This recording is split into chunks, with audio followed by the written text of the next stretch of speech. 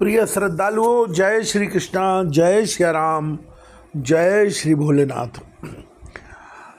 प्रसंग चल रहा है अयोध्या कांड का।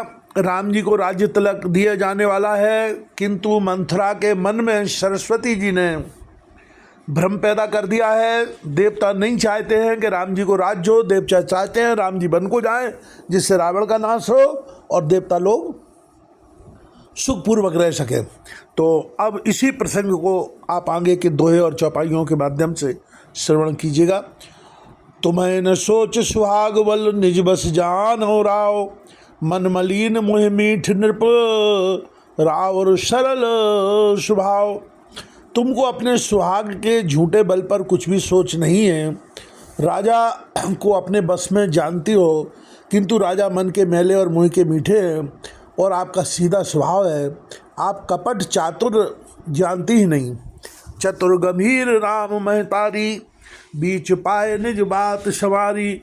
पठये भरत भूप ननि औरे, राम मात मत जानव रौरे।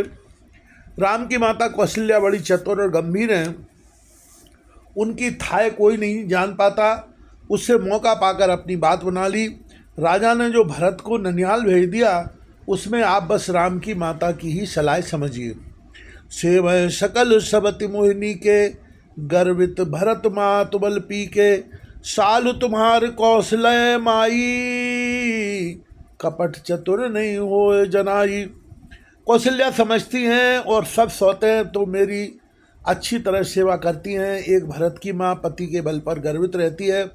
इसी से हे माई कौशल्या को तुम बहुत ही सरल खटक रही हो, किंतु वह कपट करने में चतुर है, अतः उसके हृदय का भाव जानने में नहीं आता, वह उसे चतुरता से छिपाए रखती है।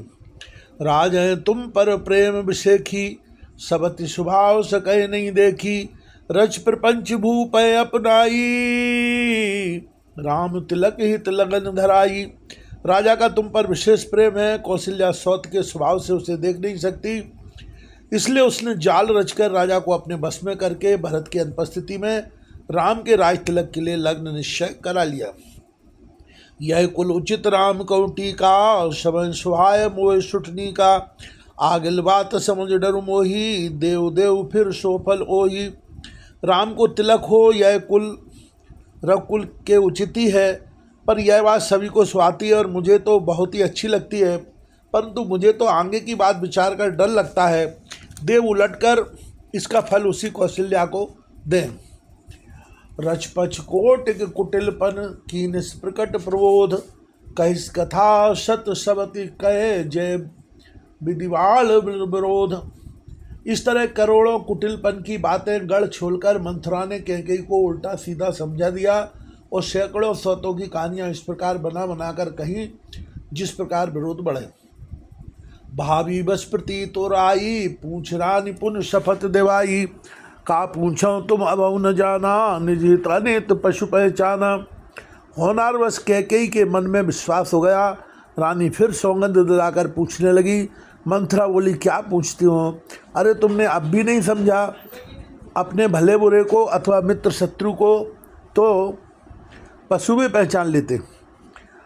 भयऊ पाख दिन सजत समाजू, तुम पाए सुध मोहसन आजू। खाइए पहरिए राज तुम्हारे, सत्य कहे नहीं दोष हमारे। पूरा पखवाड़ा बीत गया, सामान सजते और तुमने खबर पाई है आज मुझसे। मैं तुम्हारे राज में खाती पहनती हूँ, इसलिए सच कहने में मुझे कोई दोष नहीं है। जो असत्य कछु कहो बनाई, तो विधि दे हमें सजाई। राम तिलक काल जो भयू, तुम कहूँ विपत्ति बीज विध भयू। यदि मैं कुछ बनाकर झूठ कहती होंगी तो विधाता मुझे दंड देगा। यदि कल राम को राज तिलक हो गया तो समझ रखना कि तुम्हारे लिए विधाता ने विपत्ति का बीज बो दिया है। रेख कचाए कहूँ बल भाखी, भामिनी भयो दूध मई माखी। जो सुत सहित करो शिवकाई, तो घर रहो न आनो पाई। मैं यह बात लकीर खींचकर बलपूर्वक कहती हूँ, हे भामिनी, तुम तो अब दूध की मक्खी हो गई। जैसे दूध में पड़ी हुई मक्खी को लोग निकाल कर फेंक देते हैं, वैसे ही तुम्हें भी लोग घर से निकाल कर बाहर करेंगे। जो पुत्र सहित कौशल्या की चाकरी बजाओगी तो घर में रह सकोगी, अन्यथा घर में रहने का दूसरा उपाय नहीं है। कद्रु बिनतय दीन दुख तुम्हें कौशला देव, भरत बंद ग्रह से ही है लखन राम के नेव। कद्रु ने विनीता को दुख दिया था, तुम्हें कौशल्या देगी। भरत कारागार का सेवन करेंगे, जेल की हवा खाएंगे, और लक्ष्मण राम के नायब सहकारी होंगे। कह सुता सुनत कटुमानी, कह न सकै कछु सहम सुखानी। तन पशु कदली जिम कापी, कुंवरी दसन जीव तब चापी। कैकेयी मंथरा की कड़वी वाणी सुनते ही डरकर सूख गई, कुछ बोल नहीं सकती। शरीर में पसीना हो आया और वह केले की तरह कांपने लगी। तब कुंवरी मंथरा ने अपनी जीभ दांतों तले दबाई। उसे भय हुआ कि कहीं भविष्य का अत्यंत डरावना चित्र कैकेयी के हृदय की गति न रुक जाए, जिससे उल्टा सारा काम ही बिगड़ जाए। कहे कहे कोट के कपट कहानी, धीरज धरऊं प्रबोध सरानी। फिरा करम प्रिय लाग कुचाली, बकहें सराय मान मराली। फिर कपट की करोड़ों कहानियाँ कह कहकर उसने रानी को खूब समझाया कि धीरज रखो। कैकेयी का भाग्य पलट गया, उसे कुचाल प्यारी लगी। वह बगुली को हंसनी मानकर, बैरिन को हित मानकर उसकी सराहना करने लगी। सुन मंथरा बात फुर तोरी, दहिन आँख नित फरकै मोरी। दिन प्रतिदिन देखऊं रात को सपने, कहूँ न तोए मोए बस अपने। कैकेयी ने कहा, मंथरा सुन, तेरी बात सत्य है। तेरी दाहिनी आँख नित्य फड़का करती है। मैं प्रतिदिन रात को बुरे स्वप्न देखती हूँ, किंतु अपने अज्ञानवश तुझसे कहती नहीं हूँ। काहे करो सखी सूद सुभाऊ, दाहिन बाम न जानूं काऊ। सखी क्या करूँ, मेरा तो सीधा स्वभाव है, मैं दायां बायां कुछ भी नहीं जानती। अपने चलत न आज लग अनुभल काउग कीन, कहे अग एक बार मोए देहों दुसह दुख दीन। अपनी चलते जहाँ तक मेरा बस चला, मैंने आज तक किसी का बुरा नहीं किया। फिर न जाने किस पाप से देव ने मुझे एक ही साथ यह दुसह दुख दिया। नए हर जन्म भरव बरो जाई, जियत न करव स्वात सवति शिवकाई। अरबस देव जियावत जाई, मरण नीक जय पावन चाई। मैं भले ही नेहर जाकर वहाँ जीवन बिता लूँगी, पर जीते जी स्वत की चाकरी नहीं करूँगी। देव जिसको शत्रु के बस में रखकर जिलाता है, उसके लिए तो जीने की अपेक्षा मरना ही अच्छा है। दीन वचन कहे बहु विदरानी, सुन कुबरी तिय माया ठानी। अस कह कहूँ मान मन ऊना, सुख सुहाग तुम कहो दिन दूना। रानी ने बहुत प्रकार से दीन वचन कहे, उन्हें सुनकर कुबरी ने त्रिया चरित्र फैलाया। वह बोली, तुमने मन में गिलानी मानकर ऐसा क्यों कह रही हो? तुम्हारा सुख सुहाग दिन दिन दूना होगा। जहरा और अति अनभलता का, सोई पाय फल परिपाका। जब ते कुमत सुना मैं स्वामिनी, भूख न बासर नींद न जामिनी। जिसने तुम्हारी बुराई चाहिए है, वही परिणाम में यह बुराई रूप फल पाएगी। हे स्वामिन, मैंने जब से यह कुमत सुना है, तब से मुझे ना तो दिन में भूख लगती है और न रात में नींद ही आती है। पूछे गुणन रेख त्यों खांची, भरत भुआल हो यह सांची। बामिन करऊँ तो कहो उपाऊ, है तुम्हारी सेवा बसराऊ।